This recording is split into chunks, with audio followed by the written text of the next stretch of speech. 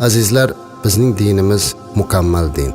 Bizning dinimizda biror bir bizni o'ylantiradigan, bizni qiynaydigan bir masala yo'qki, javobini topa olmasak.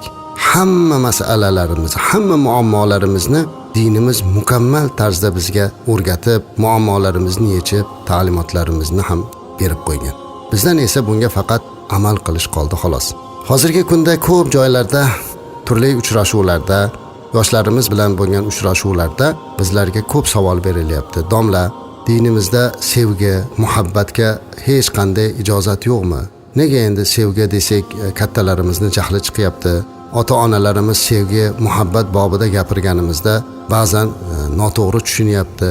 Umuman mana shu haqida bizga muhabbat va sevgi haqida ta'limot bersangiz, islomda sevgiga munosabat qandayligini o'rgatsangiz, o'zi umuman sevgi bormi degan savollarni berishyapti. Albatta bu savol ma'lum bir eshituvchilar uchun balkim bachkanaga o'xshab ko'rinar yoki ba'zi birlariga kulgilik ko'rinar, lekin aslida azizlar, bu sevgi, muhabbat islomda bormi deb savolda berishlik o'zi noto'g'ri. Chunki asli sevgi, muhabbat bu islomda. Hech qaysi dinda, hech qaysi aqidada sevgi, muhabbat haqida payg'ambarimiz alayhisolatu vasallam aytgan ko'rsatmani aytmaganlar. Chunki payg'ambarimiz alayhisolatu vasallam aytadilarki, al-hubbu fillah val bughdu fillah deydilar. Alloh uchun seviladi, Alloh uchun yomon ko'riladi. Sevsangiz mana shunday seving. Sevgi bor, muhabbat bor. Muhabbatdan muhabbat bo'ldi paydo, muhabbatsiz kishidan qoch huvaydo deganlar. Muhabbat bor narsa. Bu muhabbat lekin Alloh uchun bo'lishligi kerak. Biz muhabbat qilish deganda, sevish deganda eng birinchi Allohni sevishni bilamiz. Allohni sevmoq kerak. Undan keyin payg'ambarimiz alayhisolatu vasallamni sevmoq kerak. Sahobalarni, ota-onasini sevmoq, vatanini sevmoq, yurtini sevmoq va tabiiyki umr yo'ldoshini va oila a'zolarini sevmoq. Bu hammasi o'sha islomiy sevgi. Lekin yoshlarimiz o'ylagandek ko'rkirona sevgi, qaysidir bir o'ziga oshiq bo'lganda uning ko'rinishiga qarab, qaddi qomatiga qarab yoki bo'lmasa uni ijtimoiy holatiga qarab, boyligiga qarab, otasini mansabiga qarab emas, balki uni diniy diyonatiga, uni iboyu hayosiga, uning sharm-u iffatiga qarab, mana bunday shar'iy mezon asosida Alloh uchun seviladi. Islomiy sevgi nikohdan keyin o'zi boshlanadi azizlar. Chunki nikoh oiladagi sevgini mukammal va mustahkam va halol bo'lishligiga sababchi bo'ladigan asosiy omildir. Ko'pchilikda o'sha nikohdan oldingi o'zlarini qalbidan men o'ldim, kuydim deyishliklari nikohgacha boryapti xolos. Nikohdan keyin, to'ydan keyin bu avvalgi sevgisidan asar ham qolmayapti. Ammo haqiqiy musulmonning sevgisi nikohdan keyin avj oladi. Chunki endi uni jufti haloli bor. Alloh bergan ne'mati bor. Uning uyida barakasi bor. Endi uni mas'uliyati bor. Mana bu katta bir Allohning ne'mati. Shuning uchun u oilasiga nisbatan muhabbat qiladi. Payg'ambarimiz alayhisolatu vasallam shuning uchun ham men Oyishani sevdim dedilar. Kimni yaxshi ko'rasiz deganda Oyishani dedilar. Mana bu narsa muhim. Lekin bizlarda esa azizlar, hozirgi kunda yoshlarimiz, ayniqsa oila qurmoqchi bo'lganlar, sevgi, muhabbat deganda qandaydir boshqa millatlar, boshqa elatlarning muhabbatiga taqlid qilib yuborilyapti. Bizlarda musulmonlar, xususan bizning xalqimizning muhabbati boshqacha bo'lgan. Muhabbat va sadoqat onalarimizda ham, otalarimizda ham juda jiddiy bo'lgan. Eslaylik avvalgi davrlarda shunday boshlariga musibatlar tushganda hatto turmush o'rtog'i urushga ketgan momolarimizni hayotlarini mana adabiyotlarda, tarixlardan yoki o'zlaridan bevosita eshitganmiz. Erlari urushga ketgan, 4 ta mayda bolasi bilan qolgan ayol urushdan qora xat kelib turibdi, eringiz o'ldi degan xat kelgan taqdirda ham umrini oxirigacha darvozaga termilib, bu qora xat yolg'on, albatta mening jufti halolim keladi degan muhabbat va sadoqat bilan yashab o'tib ketgan onalarimiz qancha bo'lgan. Bu muhabbat emasmi? Nega bizda muhabbat yo'q deb da'vo qilasiz? Haqiqiy muhabbat mana shu emasmi? Butun umr o'zining jufti haloliga sadoqat bilan yashab o'tib ketganlar bizda emasmi? Men o'zimni hayotimda bo'lgan voqealardan birini aytib beray. Imom bo'lib yangi xizmatni boshlagan kezlarim bundan bir necha yillar muqaddam edi. Taxminan 20 yil, 25 yil burungi voqeani aytmoqchiman. Shunday bir yosh imomman, janozaga taklif qilindim, janozaga bordik. bir yoshlari ulug' bo'lgan bir mo'ysafid otaxon janozani birinchi safida kursida o'tiribdilar. Janoza ayni o'sha otaxonimizni hoji bobomizning jufti halollari, ayollari, ahliyalari bo'lgan hoji onamizni janozasi ekan. Men yoshman, yosh imomman, janozada turibman-u, janozada hammaga nigohim turib, ammo lekin birgina mana shu kursida o'tirib, o'zining kampirini janozasida turgan otaxonni ko'zidan oqayotgan yoshlar soqolini uyitib, hul qilib yuborganini ko'rib, yuragim ezildi. Shu qadar ezilib yig'lar ediki, bir umrlik jufti halolidan ayrilishlik og'ir musibatligini shunda ko'rdim.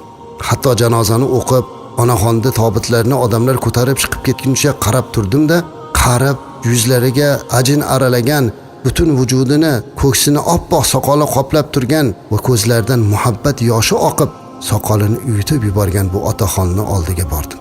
Hoji dada, Alloh sizga sabr bersin.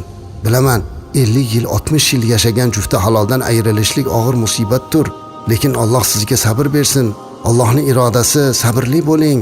O'zingizni ehtiyot qiling. Mana navaralar, chevaralar, ularning haqqiga duo qilib, ularning ustida duogo'y bo'lib turing deb o'zimcha tasalli berdim. Otaxon hech narsa gapirmadi-da, qo'llari bilan ishora qilib meni bir oz kutib turishimni ishora qildilar. Hamma chiqib ketgandan keyin qo'limni ushlab bir chekkaga tortdi-da, "Bolam" dedilar. "Men mana shu kampirim bilan 50 yildan ortiq turmush qurdim" dedilar. Biz ayolim bilan kampirim bilan nikohdan keyin bir-birimizni taniganmiz. Bizi oramizdagi muhabbat o'sha nikohdan keyin paydo bo'lgan. Sizlar tasavvur ham qila olmaydigan bir muhabbat paydo bo'lgan dedi otaxon. Shunday hayot kechirdik, nechta bola ko'rdik, qancha qiyinchiliklarni yelkama-yelka ko'rdik. Oxir oqibat bolam deyapti haligi otaxon. Mana oyog'imga bir Alloh dard berdi, bot kasalini berdi. Shunday bir kasalim borki, agar oyog'imni uqalamasa men uxlay olmayman. Necha yil bo'ldi eslay olmayman bu kasal menga yo'liqqaniga deydi. Mana shuncha yildan beri bugun siz janozasini o'qib, meni ko'zimni yoshini oqizib, soqolimni uyutishga sababchi bo'lgan shu onaxoningiz necha yillar bo'ldiki biror marta biror boshqa xonadonga borib yotib qolgan emas. Chunki men yotib qolsam, cholimning oyog'ini kim uqalaydi? Oyog'ini uqalamasam uxlay olmaydi deb meni oldimga qaytib kelardilar. Oyog'imni uqalaydi, men uxlayman. Oyog'imni uqalamasa uxlay olmayman deydi otaxon. Kuni kecha mana shu dardim bilan turgan bir paytda qarangki kampirimni deydi qon bosimi ortib ketdi. Tez yordam chaqirdik deydi otaxon. Tez yordam kelib kampirimga dori darmon qildi, qimirlamasdan yotishni aytdi. Kampirim yotdilar. Men esa uni uxlatib qo'yib o'zim bir chekada qo'lim bilan oyog'imni silab o'tirgan edim. Kampirim bir payt o'rmalab kelib oyog'imni uqalay boshladi. "Ey kampir, nima qilyapsan? Qo'ygin, bunday qilmagin" dedim. Chunki hozirgina seni o'zingga muolaja qildi, turishing mumkin emas, yotgin deyishimga qaramasdan kampirim oyog'imni uqalay boshladi. Tarki odat qilmaylik, men yaxshiman otasi, uxlang. Oyog'ingiz uxlamasa uxlay olmaysiz-ku. Men bu savobdan bebahra bo'lmay qo'ying dedilar. Menga gapimga quloq solmay o'zim yaxshi his qilyapman deb oyog'imni ezib uqaladilar. Men esa doimdek rohatlanib uxlab qolibman. Yarim tunda ko'zimni ochsam, kampirim shundoq boshini oyog'imga qo'yib uxlab qopti. Men kampir oyog'imni uqalab kasal, o'zi bemor, charchab shu yerda uxlabdi deb, "Hey onasi, nega bu yerda uxlab qolding?" deb mundoq qarasam, shu turgan joyda boshini oyog'imga qo'ygan holatida jon beribdi deb otaxon yig'lab yubordilar. Eshitar ekanman, mana ham ko'zimdan yosh keldi.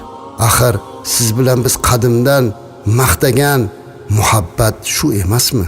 Qani aytingchi, qaysi millatda bu muhabbatni topa olasiz?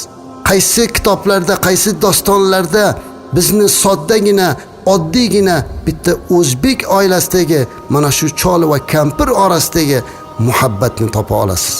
Oxirgi nafasiga qadar muhabbat qilgan turmush o'rtog'i uchun ayollik vazifasini sidqidildan, sadoqat bilan bajarib, oxirgi nafasiga qadar o'zining muhabbat qo'ygan umr yo'ldoshining oyog'iga boshini qo'yib jon berishlik muhabbat emasmi? Yana qanday muhabbat kerak? Bizda muhabbat bormi? Yoshlarimiz so'rayapti, kattalarda muhabbatga qarshilik bor. Muhabbat qiling, mana shunday muhabbat qiling. Jufti haloldan ayrilgan bu otaxon shuning uchun ko'zlaridan yosh oqib turgan ekan. Menga iltimos qildilarki, "Bolam, kampirim uchun o'zingiz bir xatmi Qur'on yetkazib bersangiz va haqqiga duo qilsangiz" deb yig'ladilar.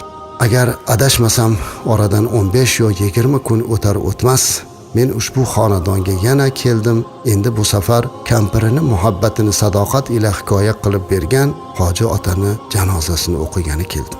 Beixtiyor janozada turar ekanman. Hoji ota menga omonat qilib bergan, aytib bergan ushbu voqeani hammaga aytib berdim.